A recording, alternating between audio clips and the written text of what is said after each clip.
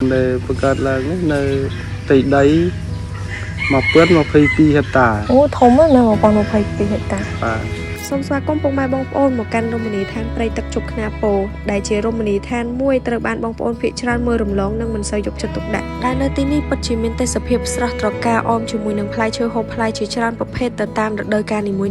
ៗ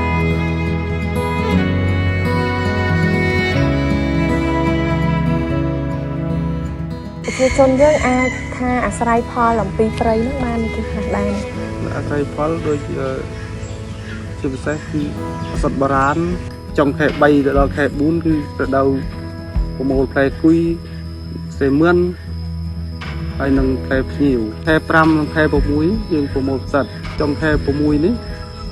ផ្លែរំដួលដល់លើខែ9ផ្លែសាវម៉ាវ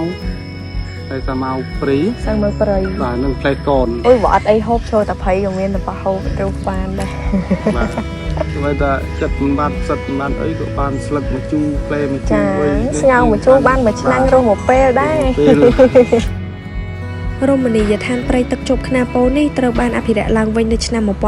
1998ដោយមានការសហការគ្នារវាងប្រជាជនអាជ្ញាធរមូលដ្ឋានភូមិឃុំមន្ត្រីរដ្ឋបាលព្រៃឈើក៏ដូចជាអង្គការ FAO ហើយក្រៅពីការមកទស្សនាកម្សាន្តសម្រស់ព្រៃកោងកាងពុកម៉ែបងប្អូនក៏អាចចូលរួមនៅក្នុងការដាំកូនឈើដើម្បីចូលរួមនៅក្នុងការអភិរក្សព្រៃឈើនៅក្នុងតំបន់កោងកាងផងដែរ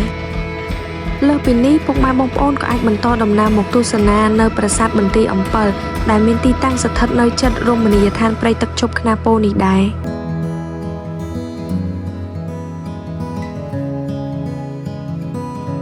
ប្រាសាទមួយនេះគឺជាប្រាសាទមួយដែលមានសម្រស់ស្រស់ស្អាតថ្មីត្បិតតែពុំមានការសាងសង់ឡើងវិញក៏ប៉ុន្តែវាក៏បង្ហាញអំពីលក្ខណៈពិសេសនិងប្លែកខុសពីប្រាសាទដទៃហើយវាក៏ជាប្រាសាទមួយដែលពុំសូវមានមនុស្សបានទៅលេងដល់ផងដែរ